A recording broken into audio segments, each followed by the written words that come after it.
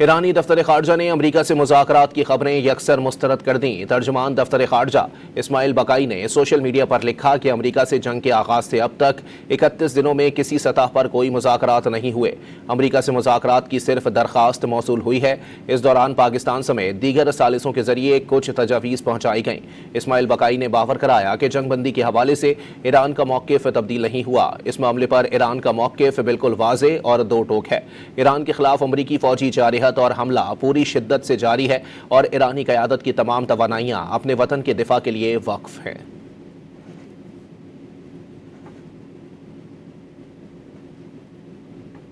ایرانی دفتر خارجہ نے امریکہ سے مذاکرات کی خبریں یکسر مسترد کر دیں۔ ترجمان دفتر خارجہ اسماعیل بقائی نے سوشل میڈیا پر لکھا کہ امریکہ سے جنگ کے آغاز سے اب تک 31 دنوں میں کسی سطح پر کوئی مذاکرات نہیں ہوئے۔ امریکہ سے مذاکرات کی صرف درخواست موصول ہوئی ہے۔ اس دوران پاکستان سمیت دیگر ثالثوں کے ذریعے کچھ تجاویز پہنچائی گئیں۔ اسماعیل بقائی نے باور کرایا کہ جنگ بندی کے حوالے سے ایران کا موقف تبدیل نہیں ہوا۔ اس معاملے پر ایران کا موقف بالکل واضح اور دو ٹوک ہے۔